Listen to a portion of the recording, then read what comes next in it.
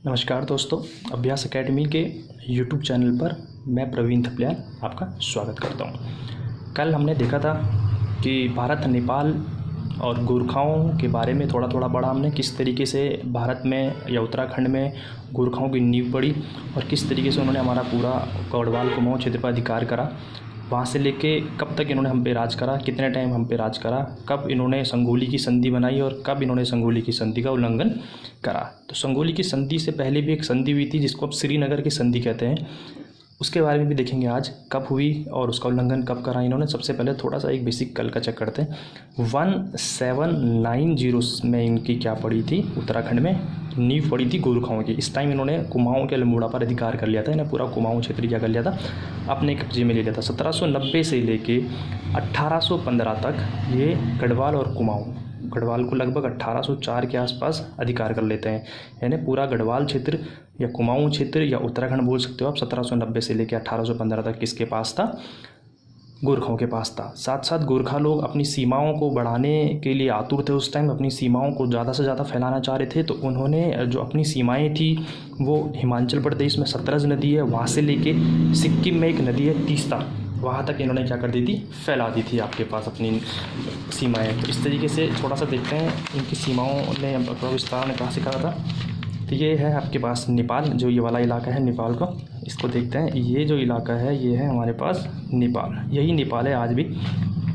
नेपाली सेनाएं पहले से काफ़ी बहादुर लड़ाकू वीर होते थे, तो उन्होंने अपनी सेनाओं को क्या करा, अपनी सीमा का क्या करा, विस्तार करना शुरू कर दिया भाई। तो ये यहाँ उत्तराखंड, ये वाला इलाका कौन सा है, यह है उत्तराखंड का इलाका है। तो उत्तराखंड पे तो अधिकार करने के साथ साथ हिमाचल प्रदेश के सतलज नदी तक इन्होंने क्या कर दिया, कब्जा कर लिया, अपनी सीमाएं बढ़ा ली। और यहाँ से होते हुए जो है ये सिक्किम तीस्ता नदी तक पहुँच गए। तो ये वाला जो पूरा इलाका था सिक्किम, नेपाल और उत्तराखंड तक, ये किसके पास हो गया, गोरखाओं के पास हो गया। इसके साथ साथ इन्होंने तराई बाबर क्षेत्र, ये नीचे वाला इलाका तराई बाबर जो यूपी बिहार का आधा हिस्सा है, इस पर भी अधिकार कर लिया। यानी कुल मिला के इतना जो इलाका था वो अब नेपाल के पास है। अब कब इनको ये सब कम करना पड़ा, किस कारण से इनको ये छोड़ना पड़ा, और कब नेपाल ने अपनी सीमाएं समेट के वापस इतनी कर दी जितनी वो अभी है आपके पास। तो ये सब विवाद 1815 संगोली की संधि से शुरू होता है। तो संगोली की संधि 1815 के आसपास बनी थी, जब सिग्नेचर हुए थे, इस पर साइन हुए थे, और 1816 से जो है ये शुरुआत हुई थी। तो थोड़ा सा बैक में चलते हैं हिस्ट्री में, किस तरीके से हम लोग अंग्रेज़ों के पास पहुँचे। तो 1815 में नेपालों से आज़ादी, क्योंकि नेपालियों ने जो पहाड़ी इलाके थे, हम लोग जो गढ़वाल कुमाऊं के थे पहले से ही काफ़ी शरीफ माने जाते हैं भाई। तो 1815 में जब अंग्रेज़ों को बुलाया गया था तो हम लोगों ने यही सोचा था कि भाई इन क्रूर शासन से जब हमें छुटकारा मिलेगा तो हम एक अच्छे शासन के पास पहुंच जाएंगे। तो 1815 में हम लोग गोरखाओं से छूट कर एक तरफ से कहाँ पहुंच गए, अंग्रेज़ों के पास पहुंच गए थे। तो इस बार जब 1790 से लेकर 1815 तक, 1790 से लेकर 1815 तक लगभग 25 साल हम लोगों ने गोरखाओं के साथ गुजारे हैं, जो काफ़ी उत्तराखंड के इतिहास में काफ़ी ख़राब वक्त या ख़राब दौर माना जाता है। इसके बाद 1815 से लेकर लगभग आज़ादी तक 1950 तक समझ लो आप, 47 से लेकर 50 तक, तो 1950 तक हम लोग अंग्रेज़ों के अधीन रहे हैं। 1947 1950 ये समझ लो हम किसके अधीन रहे, अंग्रेज़ों के। यानी ये समझ लो कि भाई एक तरफ से आसमान से गिरे और खजूर मटके। इस टाइम हम कोई 10-20 साल के नहीं, लगभग 100 सालों से भी अधिक समय तक यहीं पर रहे। इन्होंने काफ़ी सारे, अंग्रेज़ों ने भी प्रथाएँ चलाई, जिसमें सबसे फेमस कूली बेगार प्रथा है, उसको फिलहाल हम चर्चा नहीं करेंगे। संगोली की संधि पे आते हैं, संगोली की संधि है क्या। अब संगोली एक जगह पड़ती है बिहार के चंपारण में एक जगह है संगोली, वहाँ पर इस पर हस्ताक्षर हुए थे बिहार के चंपारण में, और वहाँ पर पड़ती है संगोली एक जगह जहाँ पर ये साइन हुए थे आपके पास। उसमें कुछ कहा गया था कि सतलज नदी से तीस्ता तक का जो आपका क्षेत्र है उसको आपको कम करना पड़ेगा, यानी छोड़ना पड़ेगा। तो वो इस तरीके से समझो आप, ये जो इलाका है हमारे पास पहले सतलज से लेके तीस्ता नदी तक, इनको मैं SS लिख रहा हूँ, SS, सतलज से लेके तीस्ता नदी तक का जो क्षेत्र था वो किसका था, वो था हमारे पास नेपाल या गढ़वालियों के पास। तो इन्होंने क्या करा, यहाँ पे जो सीमाएं थी उसको बोला कि अब आपकी सीमाएं वापस पुरानी वाली हैं, वो है आपके पास उत्तराखंड के काली नदी से शुरू होगा और एक नदी है मेची नदी नेपाल में, वो वाली आपकी सीमाएं होंगी। अब तो उत्तराखंड में काली नदी से नेपाल में मेची नदी तक आपकी क्या है, सीमाएं हैं। इसको इस तरीके से संगोली की संधि में बोला गया था, जिसको उस टाइम इन्होंने मान भी लिया था। अब 1815 की जो संधि होती है संगोली की, वो ये है कुल मिला के, वो जो विवाद है वो ये है, समझो कुछ इसको इस तरीके से। 3 पॉइंट हैं उत्तराखंड के इलाके में, लिम्पियादुरा, काला पानी और लिपुलेख, ये 3 चीज़ें हैं। ये तब से भारत अपने ही वर्ल्ड मैप में जो होता है उसमें दिखाता है लिम्पियादुरा, काला पानी, लिपुलेख, और आज़ादी के बाद भी इसको हमने अपना क्षेत्र माना है। अब ये विवाद इसलिए उठा है क्योंकि इस टाइम भारत ने एक सड़क बनाई है मानसरोवर यात्रा करने के लिए, आपके पास मानसरोवर यात्रा शुरू करने के लिए, क्योंकि मानसरोवर यात्रा पहले हम लोग नाथुला दर्रा सिक्किम से करते थे, यहाँ से होते हुए जाते हैं नाथुला दर्रा सिक्किम। यह है आपके पास मानसरोवर जो चीन तिब्बत में पड़ता है आपके पास। तो एक जब सिक्किम से कोई यात्रा होती है, मानसरोवर की यात्रा 40 दिनों की होती है लगभग, तो सिक्किम से नाथुला दर्रे से जब कोई यात्रा करते हुए मानसरोवर पहुंचता है तो वो जो यात्रा होती है वो काफ़ी पीड़ादायक, महंगी और पीड़ादायक, समझ लो आप, कष्टदायक यात्रा थी। अब आस्था वाले लोग तो जाते ही हैं, सिक्किम से लेके यहाँ होते हुए लगभग 40 दिनों की ये यात्रा हुआ करती थी। अब उत्तराखंड सरकार ने इसको आसान, सस्ता और जल्दी करने के लिए, या भारत सरकार ने उत्तराखंड के लिपुलेख से या नाथुला से, उत्तराखंड के लिपुलेख, लिम्पियादुरा, इन सब के बीच में, काला पानी के बीच में एक सड़क बनाई 80 किलोमीटर की। वहाँ से जो ये यात्रा है अब 7 से 10 दिन कम पड़ गई, जल्दी पहुँचने लग गए यहाँ से लोग अब। तो यही कुल मिला के विवाद है। अब हुआ क्या, ये सड़क यहाँ पर बनाई गई है, एक क्षेत्र है आपके पास, ये वाला जो इलाका है पूरा 370 स्क्वायर वर्ग किलोमीटर का। अब काला पानी जो जगह है, लिपुलेख जो जगह है, लिम्पियादुरा जो जगह है, उसमें देखते हैं भारत क्या कहता है और नेपाल क्या कहता है।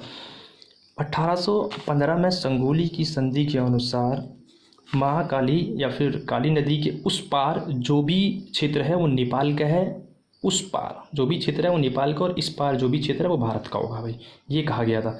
लेकिन स्टार्टिंग कुछ नहीं लिखा हुआ, बस इतना लिखा हुआ था कि काली नदी के उस पार का क्षेत्र नेपाल का और इस पार का भारत का है।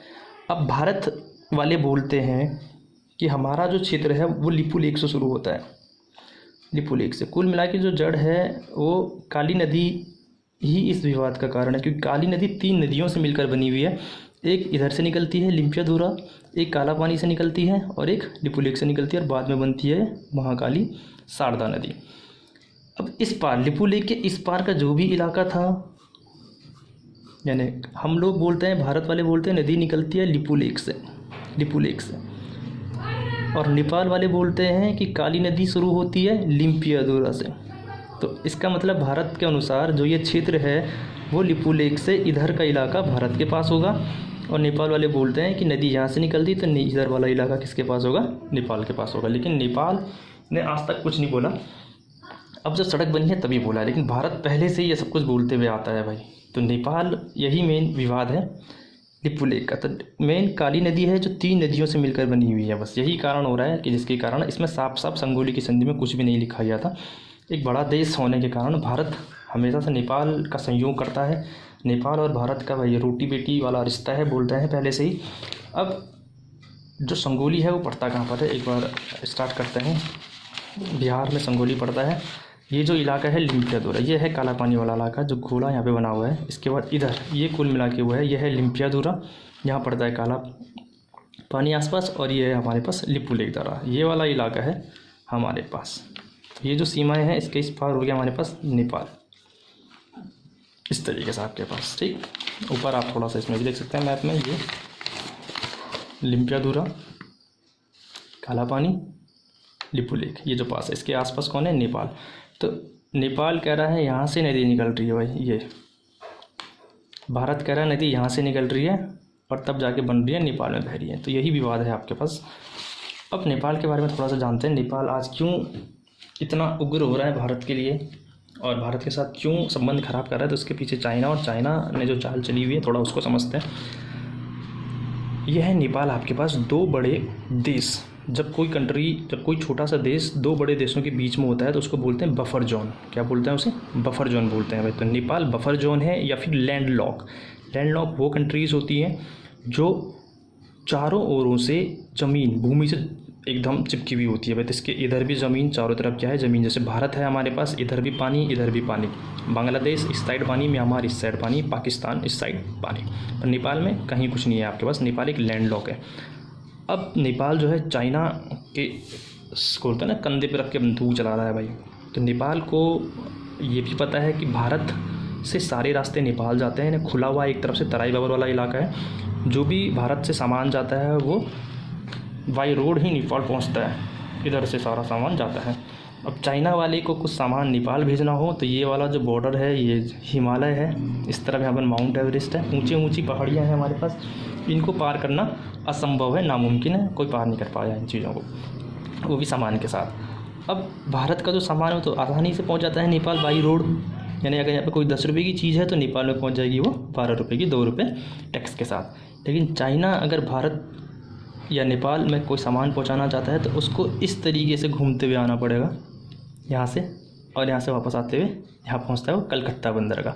फिर कलकत्ता बंदरगाह से बाई रोड सामान कहाँ पहुँचाता है, नेपाल पहुँचाता है। अगर भारत ने रास्ते बंद कर दिए तो नेपाल अगले 2 ढाई 3 महीने में क्या हो जाएगा, एक तरफ से कंगाल हो जाएगा, भुखमरी छा जाएगी, अकाल छा जाएगा। अब चाइना की चाल क्या है कि यहाँ पर मैं इसका सपोर्ट करूँ और बाकी अपनी सारी चीज़ें नेपाल में जाके बेचना शुरू कर दो। नेपाल ने जब कोई चीज़ यहाँ बेचनी शुरू करी है या फिर यहाँ से वो कुछ आने जाने का चीज़ें रास्ता बनाता है, तो जो इसका खर्चा है, जो भारत इसे 10 की जगह 12 रुपये में बेच रहा है, वही इसको 10 की जगह 1000 रुपये से ऊपर की पड़ेगी। तो ये चाइना को मिला के, चाइना पहले इसको पैसा देता है और उसके बाद उसको अपने जाल में फंसा देता है भाई। पहला खूब सारा पैसा पैसा पैसा, बाद में जब वापस करने की बारी आती है तो सब वो सरकारें हाथ खड़ा कर देती हैं। इस तरीके से चाइना की कुल मिला की यह है साजिश। अगर भारत ने ये रास्ते बंद कर दिए जो 2015 में करे थे एक बार, तो नेपाल अगले 3 महीनों में हाथ खड़े कर दिए थे नेपाल में। तो ये छोटा सा विवाद भारत और नेपाल के बीच शुरू से स्टार्टिंग से चलता हुआ संगोली की सिंधी में आपने पढ़ा किस तरीके से क्या क्या हमारे पास। तो ये हमारे पास एक छोटा सा टॉपिक है संगोली के बारे में।